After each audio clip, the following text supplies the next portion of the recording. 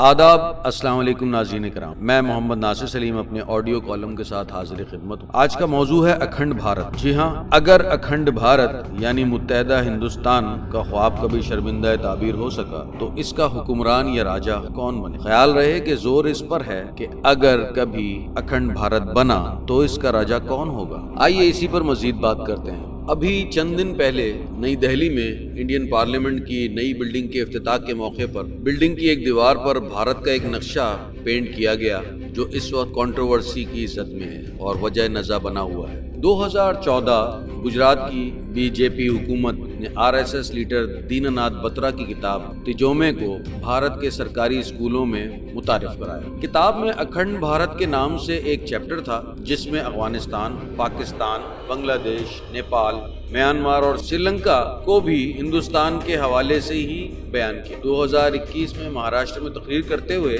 شاہ نے کہا کہ ملک کے پہلے وزیر داخلہ اور بھارت رتن سردار پٹیل نے استقامت اور بہادری کے ساتھ نظام حیدرآباد کے ناپاک عزائم کو ناکام بناتے ہوئے اس خطے کو اکھنڈ بھارت کا حصہ بنانے میں ایک اہم کامیابی حاصل۔ 28 مئی کو پارلیمانی امور کے وزیر پرہلاد جوشی نے نئی پارلیمنٹ کی بلڈنگ کا افتتاح کیا اور اس میں بنی دیوار پر ایک تصویر بھی ٹویٹ کی جس میں قدیم ہندوستانی زمین کو جدید دور کے جغرافیائی حدود کے بغیر دکھایا گیا اور کنڑی زبان میں لکھا عزم واضح ہے اکھنڈ بھارت۔ اور جب ان سے اپنے اس ٹویٹ سے متعلق پوچھا گیا تو جوشی نے بتایا کہ اکھنڈ بھارت کا تصور قدیم ہندوستانی ثقافت سے آیا ہے۔ پارلیمنٹ کی نئی عمارت ہندوستانی ثقافت کے مختلف پہلوؤں کو پیش کرتی ہے جو ہر علاقے اور اس کے تمام پہلوؤں کی نمائندگی کرتے ہوئے ہم نے کچھ چیزیں اس میں میورل میں شامل کر دی ہیں۔ کٹر ہندو تنظیموں اور سنگھ پریوار نے طویل عرصے سے ایک ہندوستانی قوم کا تصور دیا ہے جو رامائن کے زمانے سے موجود تھی، جو آج کے افغانستان سے لے کر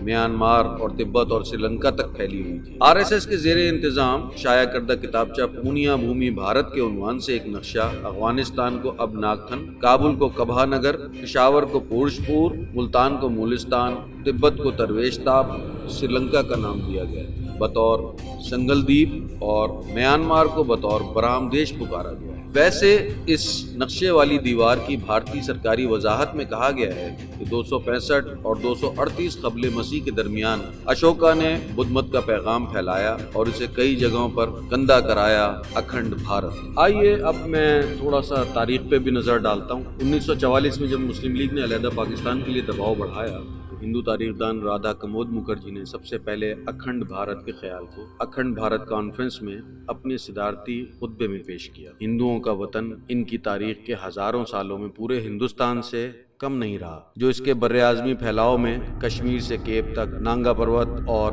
امرناتھ سے مدورا اور رامیشورم سے دوارکا تک پوری طرح پھیلا ہوا ہے۔ مکھرجی نے مزید کہا کہ اکھنڈ بھارت جغرافیہ کی ایک حقیقت ہے۔ اکھنڈ بھارت جغرافیائی طور پہ ایک چیز ہے۔ ہندوستان کو قدرت نے ایک ناقابل تردید جغرافیائی اکائی کے طور پر واضح کیا ہے جو باقی دنیا سے اچھی طرح سے حدود اور مقررہ سرحدوں کے ذریعے نشان زد دکھایا گیا ہے، جس کے بارے میں کوئی شک یا غیر یقینی نہیں ہے۔ لیکن نریندر مودی کی حکومت نے کبھی بھی اکھنڈ بھارت کی اس طرح سے بات نہیں کی جس طرح RSS کے لیڈروں نے کی۔ تاہم BJP کے رہنماؤں نے اپنی سیاسی تقریروں میں اس خیال کو کبھی کبھی بیان بھی کیا ہے۔ اب اس تاریخی حقیقت اور اس کے پرانے معاملات کو دیکھتے ہوئے، خطے کے اندر 75 سال پہلے ہوئے تقسیم کو مد نظر رکھتے ہوئے کچھ معروضات، کچھ گزارشات ایسی ہیں جو آپ ناظرین کے سامنے رکھنی ضروری ہے۔ تاریخی تناظر میں اس بات کو ہم نے کوشش کی کہ آپ کو بتایا جائے کہ ان کے کیا خیالات ہیں اور اکھنڈ بھارت ہے کیا۔ اب ہمارا جو سوال ہے وہ اب شروع ہوتا ہے کہ اگر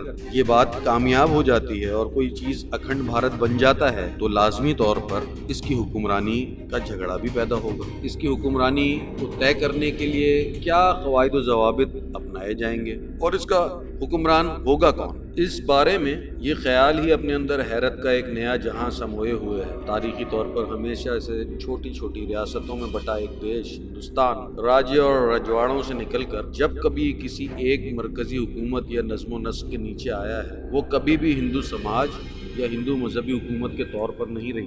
عظیم اشوکا کی عظیم سلطنت بھی بدھ ازم کی پیروکار تھی اور بعد ازاں مسلم حکمران 1000 سال تک یکے بعد دیگرے اکھنڈ ہندوستان کی حکومت سنبھالتے رہے۔ پھر ماضی قریب میں یہی کام انگریزوں نے سر انجام دیا۔ اب اگر اکھنڈ بھارت کا خیال دوبارہ جنم لے ہی رہا ہے، جس پر نیپال اور بنگلہ دیش نے بھرپور طریقے سے اپنی ناراضگی کا بھی اظہار کیا ہے، افغانستان اور پاکستان نے بھی اسے بھارت کی توسیع پسندانہ شرپسندی سمجھ رکھا ہے۔ تاریخی طور پر ہندوتوا کا خواب اکھنڈ بھارت ہو سکتا ہے، لیکن اس کی تعبیر مسلم یا انگریز یا بدھ مت کی حکمرانی ہی رہی ہے۔ کیا ہندوستان کی اتنی بڑی آبادی، 17 کروڑ بنگالی مسلم، پاکستان کے 24 کروڑ مسلم، افغانستان کے کروڑہ غیرت مند مسلم، خود انڈیا کے اندر ایک محتاط اندازے کے مطابق 20 سے 25 کروڑ مسلمانوں کو ملا کر اگر اکھنڈ بھارت بنانے کی تیاری کی جا رہی ہے تو یقیناً مسلم حکمرانی کا بندوبست کیا جا رہا ہے۔ اکھنڈ بھارت جیسے ملک پر کیا عمران خان، نواز شریف، حسینہ واجد یا اشرف غنی کو بطور حکمران قبول کیا جائے گا؟ اور کیا ہندوؤں کا اکھنڈ بھارت کا عظیم خواب ان کے لیے ایک ڈراؤنا سپنا ثابت نہ ہو جائے گا؟ کیا ہندوستان کے موجودہ حکمران اور اشرافیہ پھر سے اپنے اوپر مسلم حکمرانوں کو مسلط ہونے دینے کے لیے بے چین ہیں؟ اکھنڈ بھارت سے پہلے بہت کچھ سوچنے سمجھنے کی ضرورت ہے۔ عظیم بھارت سے عظیم غلطی نہ ہو جائے۔ مشتری ہوشیار باش۔